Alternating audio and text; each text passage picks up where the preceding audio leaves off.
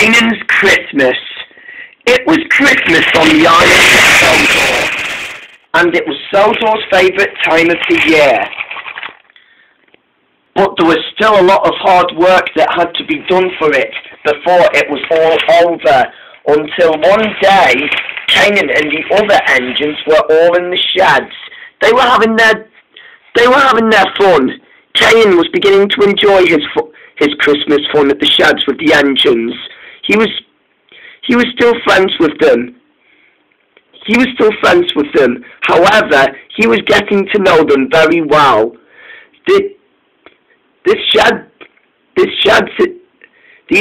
are nice, said Kanan. Very cosy for the winter. I knew you would say it, said Duke. I'm glad you like it here, Kanan, he said. It's a pleasure having you around with us, he said. And it's a pleasure he's no longer the master of this so-called secret tender club, laughed Layla, and Proteus laughed as well. Quiet down, you two, said Duke crossly. It's Kanan's first Christmas with us, he said. No, it's all right, smiled Kanan. I don't mind what they say, he said. Duke smiled. But sometimes, said Duke, we like a bit of fun, but we can't always think what Layla and Proteus said is fun. He said, I know, said Kanan, but I am a great credit to this railway, he said. Just then he saw the turntable turn. Why am I going somewhere? He asked. The Fat Controller came to see Kanan. Kanan, he said, your job is to take some passengers to the station because it's Christmas time, he said. They will be, but we want you back at the sheds tonight, he said. We have a special surprise for you. Fine.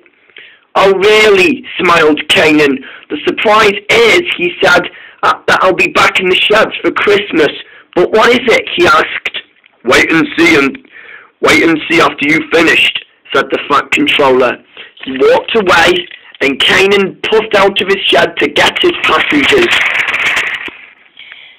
He was also backing towards the station. He had found his coaches and buffered up to them. The passengers were finally on board as the guard blew his whistle and Kanan left the station. He was beginning to enjoy his first Christmas with Sodor, and it was starting to make him feel excited. He was also excited about the special he was going to have back at the sheds. He was too excited when he went up a steep hill and towards a thick snowdrift. His driver applied the brakes as Kanan stopped just in time. Wow, said Kanan, I better wait until that settles down. But unfortunately it didn't settle down. I know, said his driver, maybe we could break through it. Kanan went backwards. But he was about to aim for the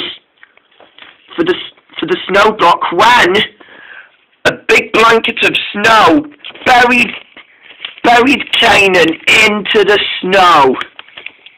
Poor Kanan was snowed under and he couldn't move. Luckily,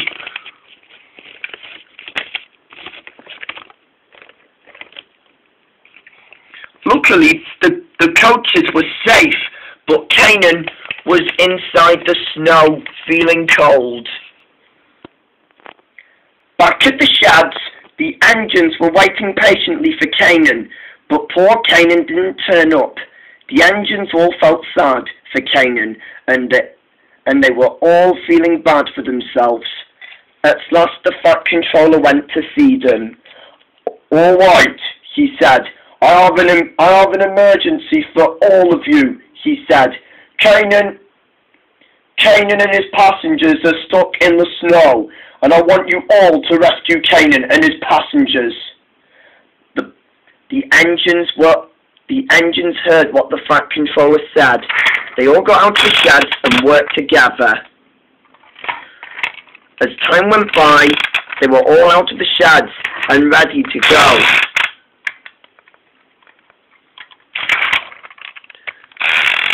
And then it was almost time to rescue Kanon and Kanon's passengers before the Christmas special begins. They all worked hard to find Kanon, but before they knew it, they had found Kanon's coaches, but Kanon was still buried in the snow. Ivo Hugh was the first to find Kanon's coaches, but he couldn't find Kanon anywhere. They all fought hard. The engines all couldn't find Kanon until they heard a voice. "Help!" shouted the voice. They all heard it too. "Hey," said Ivo, "I think that's Kanon. Come on," he said. "I'll pull the... Come on," he said. Let's get our workmen to dig him out, and then I'll push him." The workmen worked hard, and it took a long... The workmen worked hard, but it took a long time to dig Kanon out of the snow. But the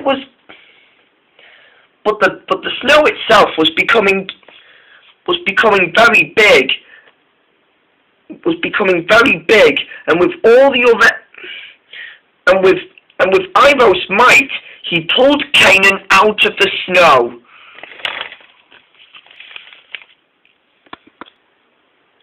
By the time Kanon was out of the snow, Kanon couldn't move.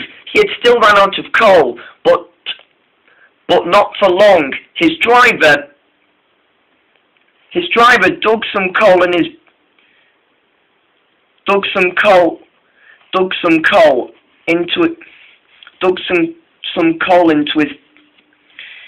his fire. He felt warm and comfortable, and so Ivo Hugh, instead of pushing, had to pull Kanon and the train. And with that, he blew his whistle and he was ready to go. And with both of their might, the coaches were heavy, but they were still struggling on. By the time it got to dark, the passengers were late, but they all didn't mind. Kanon was beginning to feel very pleased with Ivo. "Thank you, Ivo," he said.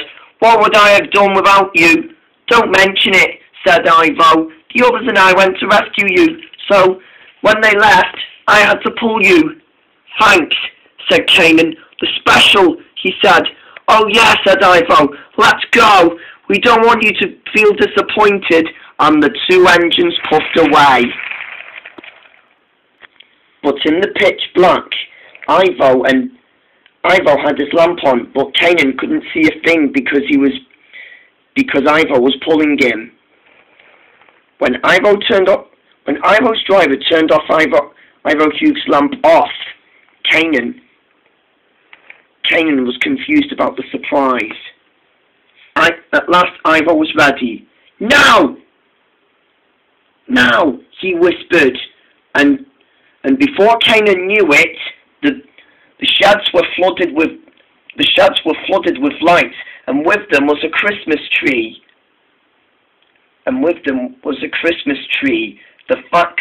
And there was the Fat Controller and the other engines. "Surprise!" they said. "Surprise!" they said. The Fat Controller gave him the surprise too, and Ivo Hugh himself. "Merry Christmas, Kanon," said Ivo. "What?" said Kanon. "You did all this for me?" he said. "Yes," said the Fat Controller. "We thought you deserved it after your bravery on the snow," he said. "You were a really useful engine over the last couple of days, Kanon, and for that we've decided to give you a Christmas treat." "Yeah," said Thomas. "You've really earned it that much, and we know you're a credit to us." "Thank you, guys," said Kanan. "You're all the best, and I can't believe it," he said. He smiled happily as the engines enjoyed themselves for Christmas, and Kanan smiled as he blew his whistle just like the other engines did, and this had become best for Kanan.